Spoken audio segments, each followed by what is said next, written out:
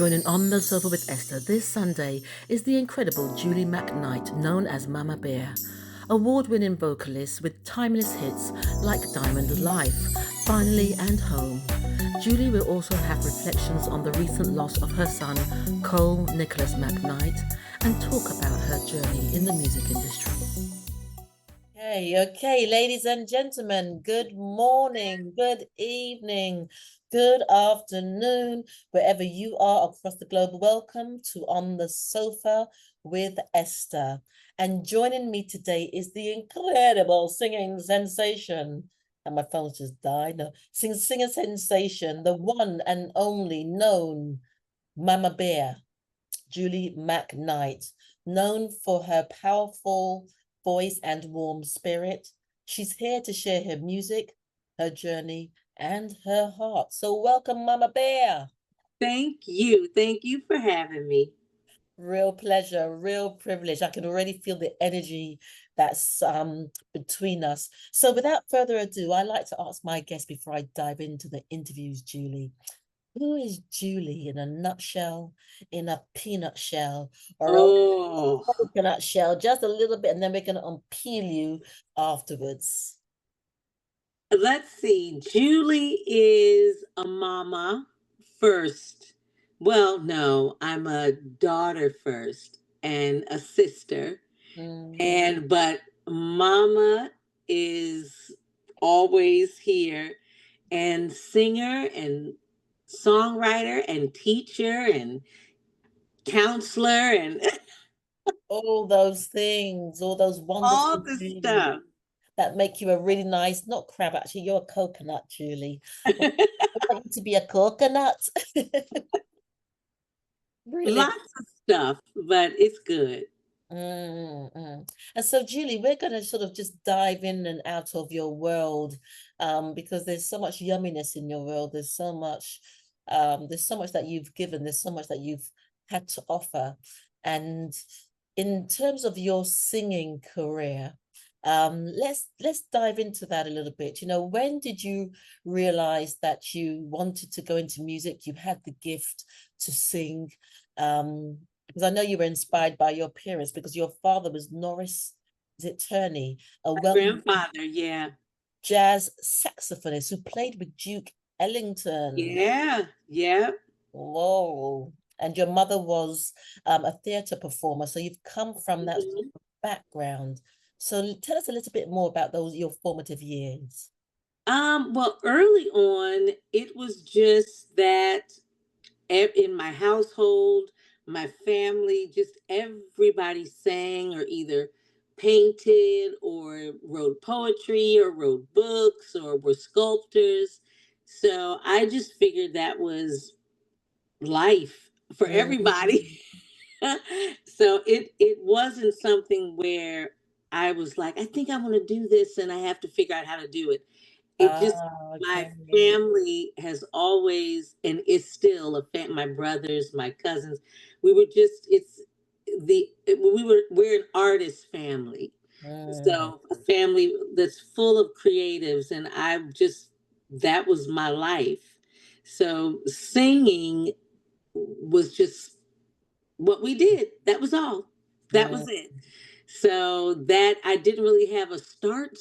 Well, but by about 16 is when professionally I said, "Oh, I could do this." So Mm. I started to do little, make demos for artists. When I moved from Memphis to California and had to get a summer job, and I said, "Well, I sing. Well, let's do this." And that was kind of my introduction to the music industry to see this is how this works. I Mm. just wanted to sing.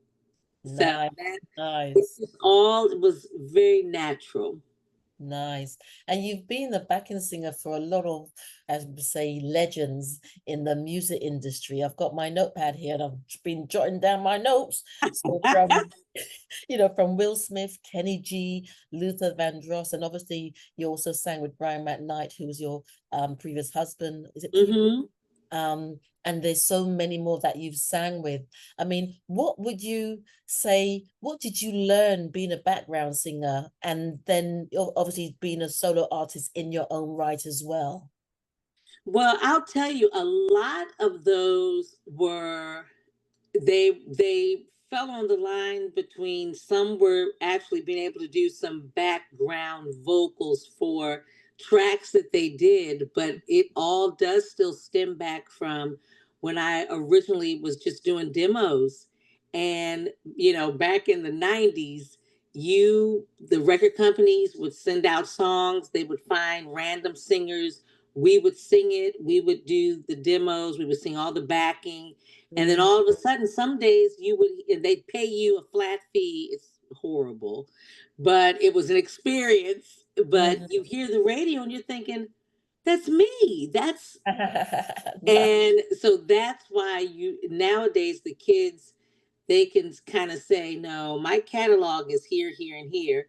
Mm, Whereas before, they would just pump you into the studio, you would sing, and the next thing you knew, you're on the radio and you had no control over anything else. mm, So but for me, the experience was the best. And it helped me transition through to when I thought, oh, I I can do this. And it teaches you the studio. It taught me, performance in front of people because I was, a little bitty something who just wanted to sing the stuff. But those original demos that helped me get through, they taught me so much with the business back then. mm, mm. And so you then were part of a group. Um, where's my notes? Where's my notes? Where's my note? Kings of Tomorrow. I've got so many Yes, notes. yes. That and Mm, and that's what sent me straight over to the house music side. I always loved house music, but Kings of Tomorrow, it was actually two guys, Sandy Rivera and Jason Sealee, which is my cousin, and okay. his DJ name was Jay Sinister, and they and they are house music writers and promoters. And my cousin Jason, he needed again some demos done to Mm. showcase some of their music so they could start shopping it. And when he sent the songs over, they were like, well, we want whoever's singing it. And I was like, It's me. yay! But I didn't even think much of it then because, I was raising babies. At Mm, that point, I had a 6-year old and a 3-year old. I'm like, okay, I'm home. mm, And whatever y'all need to do, because my brain was still thinking it was the way it used to work, where you record the songs, they take them, somebody does them, you never hear anything else, you get your little check and you're finished. But this time they actually wanted the song and the singer. mm. So like 20, almost 27 years later, that's what we're doing is house music. And I Wow. love it. Oh, I love it. I do. I can see that because I've obviously been stalking you on YouTube in preparation for this, and there's especially a performance in Ibiza in last year, and you were just rocking the place. And I was thinking, how did it feel? I mean, you were like in the middle with the DJs, and then Yeah, that was Black Coffee. Yeah. yeah, and but you can just tell the focus. I mean, and usually when you're performing, the focus is on you as an artist, but there was just something quite intense about that particular performance. And I thought, wow, that must have been an incredible feeling. Amazing. All, but anytime that I'm with everyone like that, it's amazing. But sometimes you do the festivals and everybody's way out in the field and you're up on this little, but those where Yeah, everybody's just right around you yeah. and you can feel it. It was just, and the kids, but they've been hearing that mix of finally for almost 2 years now, Mm. and for them to see Black Coffee and myself together, and they didn't know I was coming. Wow. So it was a It surprise. was a surprise, but it was just, that was awesome. Fantastic, fantastic. And for you, music is, like you said, it's been with you, creativity has been with you from day one. And there's so much in that space. There's release, there's relief, there's find Yeah. yourself, there's everything in that pot. And Yeah. if I may, then I just want to just do this in terms of, you losing your son. Yeah. He's all over this room. But he's got those angel wings around you. He But does. I remember reading a post and you were talking about the experience in the hospital and how you just made it into this spa experience. Yes. Yes. And Yes. the energy of yourself, of the other family members who were around, but it seemed to embody who Nico was as well. That's him. Yes. It was just, the hospital is the hospital. And he, from his diagnosis to the transition, anytime we realized he was going to be in the hospital for an extended amount of time, because he had a large gap of where treatment was working, it was wonderful. But cancer's tricky. And Yes, the it is. minute it feels like, oh, they're easing off of me, let me go over to this place, or let Mm, me go find a little hole over in this place where it can continue to do its thing. But anytime we knew it might be a week or so, his amazing wife, my daughter Carla, she just made sure that his space felt like as close as we could get it to home. So mm, there were always the flowers, and he loved lavender, essential oil. And we always had a burner in the corner and all of our stuff, and nice. always the smell of fruit, and, just in the room. And it was so cute because his nurses and doctors would come in and say, "We love coming in here." Because it just, and we were very mindful of the energy that came in. Yes. And we understood, especially once we realized, he just wants to come home. And by that time we were like, okay, so we just moved it. It was like he just left from home to the hospital to back at home. Mm, Everything is what we wanted to have around him, just so he was comfortable. So we were. So we brought our own blankets, we brought our own pillows. If we ate, we all did it together, between myself and my older son BJ, and my love daughter Bree. So he always had. There was never a moment at the hospital where there weren't, you know, all of us there with him, minus maybe one. So mm, that, no, we did. It was his own spa no, in that room, and it definitely turned it into a whole nother space when we were in there. We kept coolers. We didn't have to go out to get our juices or waters or whatever. Everything was in that room. contained. And Yes.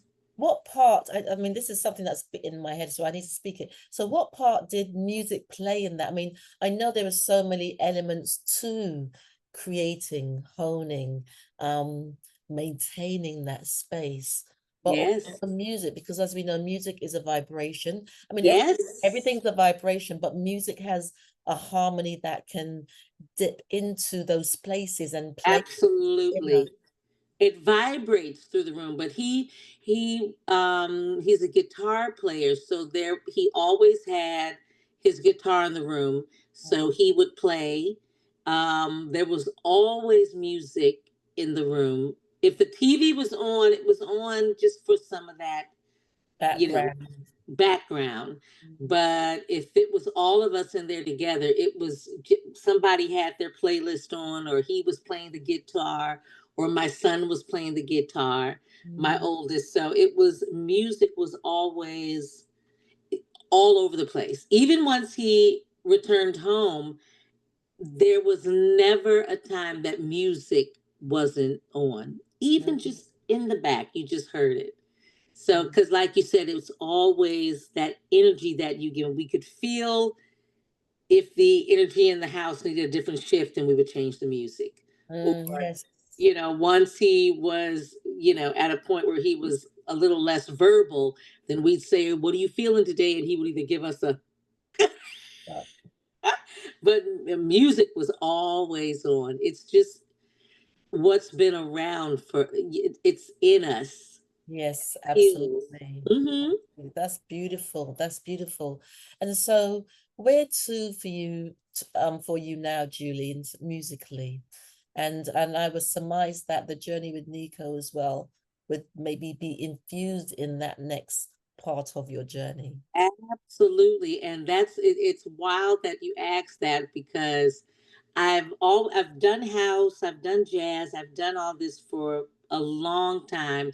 But um my Nico and his brother BJ, we were talking about doing more of an acoustic project with just the guitar, percussion, really just singers, songwriters, and pure music, you Mm, know. So we're gonna still do that with excellent. some of Nico's original music. My son BJ, the music that he and Nico wrote together, and we'll do so. It's kind of like our baby project to do together, but that's what's next. Is just we want to do something that's just all live for us to just sit around with each other, and it's more organic. Yes, and enjoy. And as soon as you said that, it felt a bit like, when you sit around the feet of your elders and they Yes. tell their stories, but you'll be doing it through music. Yep. That was the vision that just sort of went ping. Yep. That's the feeling. Mhm. And also Carolyn Griffey, I've got to touch on her because I mean she contacted me a few times, like I said, you got to interview my sister, you got to interview, and I know she's mad busy because I'm like, Carolyn, I'm waiting for you to get back to me. Uh, I know she's so, but there was such a love. That is my sister. And Carolyn, by the way, ladies and gents, Shalimar, the daughter of Dick Griffey as well. That's who we're talking about, Carolyn Griffey. And yeah, and there was this real deep honoring and love, just like with the emotions, Wendy and Yes. those as well. There is that's just that deep resonance of sisterhood, but it Yes. beyond that. Yes. And for you, Julie, what is the importance of having that and you're not going to have it maybe in a bigger circle, but what is the importance of that in a really nice, tight-knit circle? What I mean, you just always know that you have your tribe that's going to be with you. And I mean, I'm talking over 30 years Wow. that we've been together. And even, I've got a girlfriend here that has moved back home just like I have, from LA to North Carolina. And we've been together for 50 years. 50 years. That's your family. She and I met when we were both 4. She was turning 5. And she looked at me the other day. She was like, "Do you understand that we have been together for Yes. 50 years?" The blessing to be able to say that. And, these are people that they just know you. They know you inside out. You can be comfortable with them. You don't have to worry about if I'm looking crazy or feeling crazy or acting crazy today. They all got me. So that I'm so blessed, because I really do have a sisterhood Mm. tribe around me who has been with me, helping me through raising my boys, helping me through divorce, helping me through remarriage, helping me through divorce, helping me, you know, and health issues now with everything with my Nico. It's such a blessing. You have to have your sister circle. You have to, so if you don't have them, find some. You need them. And as I said, move forward, not just with your music, with your life on many levels now, if you had to say to someone, or if you had to advise someone or guide someone in terms of stepping into their purpose, what would you say to them, Julie? Oh, I would just tell them to do it.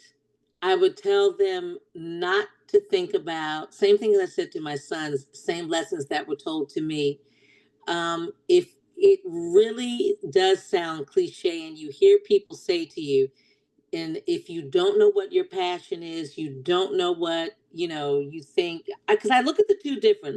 My passion is my passion, which comes from the gifts that I've been given, and my purpose, I've realized, is what my gifts lead me to. It's the Mm, people that I meet, it's the nonprofits that we've started, it's the doors that you open up for other people. Your gifts should open doors for not just you, but for everyone around you. And that's why if I were to tell them, I would say, first of all, if you don't know what your passion is, it literally is whatever you would do and not be worried about being paid for it. I'll just sing. You want me to sing? No, I don't care if it's karaoke. I don't care if it's a 20,000, 30,000 festival. I just love it because it makes me feel good. And the music, my purpose with that then is helping young people and, hopefully letting people that come to performances and that I get to meet and hug and hear their stories. My purpose is that they left me and they felt better mm, than when they came.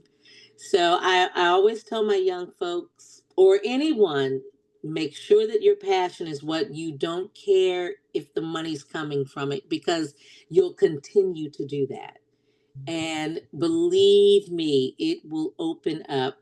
But I still teach school, so don't, like my grandmother says, don't be crazy. Go get a job. But even my job, I love my kids. I started in high school and now I'm doing pre-K, and even that I just love it so much. So just always live and do and make the choices, because you are able to create a life and mm, still do the things that you want to do and need to do for whatever feeds your soul and your spirit. If it doesn't, that's not, stop immediately. yeah. Immediately. If you ever feel like, oh God, I've got to go do this. No, that's not it. Wow. Wow. And there is one other question, if I may. Um, where do you go to other than your sisterhood? When you are maybe in that place of struggle, when you're in that place of, and you give. I sense that you give a lot. But what does Julie do for Julie? Where You know what it is for me? It is nature, number one. Mhm. And number two, it's realizing that it's okay for me to say, you know what? Today, I just kind of need to not talk to anybody. I mean, because you're right. When you take in a lot, you have to have an outlet to get it all out. There is something to say for people that are extremely empathetic, because you want to help them all, and I want to make sure everybody's okay, and I want to hug them all, and I want to hear the stories. But a lot of people don't realize when doing that, like we talked about earlier, that energy is secular. They have gotten it out, but now it's all in here for me. And I just take it and take it and I take it because I want them to walk off and I want them to be okay. And I had to realize I had to find ways to get other people's energy out of my body and space. And nature does that for me. Oh, just to walk, the smells. Nighttime is my favorite. You know, it's almost like the day is done. You know, you do your bath, you do your stuff. And then I'm blessed to be here in North Carolina where our skies are clear at night and it's quiet and the animals and the sounds, smells, and it centers me to let everything from that day go. So that's what works. Journaling is huge. I'm a huge journaler. And I don't care how I write it. I don't care if the inks match. I don't care if there's a period or I don't care if there's, I just use it to get it out. And that has, since I was a little girl, I've done that. So those work for me. Brilliant, brilliant. But Julie, I just want to say thank you for your time. Thank you. You. And your smile. That smile says so much. You know, that's your heart speaking, man. It's almost like ping, ping, ping, ping. And just I try to hold on to it. I do. Yes. I find a reason. Even days you don't feel like it, even if it's a rough time. You know, I'm working through that even now with my baby. Being everywhere and not here. It's the weird part of it. But it's still something that I can say, no, I'm going to go look at that video. I'm going to go look at that picture. I'm going to go look at this. And it brings you some joy and light. And that helps me. Because if I can't smile about something, y'all, if the day you see me not smiling about something, sis, I'm going off give grid. Me some help. I'm going off grid. Off grid. Nobody wants that. Nobody wants that. But I thank you for having me here. It's been really, really on your couch, on our couches. Well, I'm more in my chair, but we're together. The imaginations is a great thing. Trust me, if you see what I'm sitting on at the moment. Tell me right here. And the dog is up on the bed asleep. He didn't make his appearance today, but Smooch is with us. But yes, it's been a real pleasure, Julie. Sincerely wishing you all the best. And thank you for some of your new music. And yeah, Nico, I just feel like to say, Nico, we salute you. Oh yeah. You hear that, Mookie? Oh yeah, he's there. He's there. He's there. All right. Always. And have a wonderful week, rest of the week. Thank you. Thank you. Bye. If you enjoyed this video, be sure to give it a thumbs up and subscribe for more content. Let me know your thoughts in the comments below, and don't forget to click the bell icon for notifications on future videos. Thank you for watching.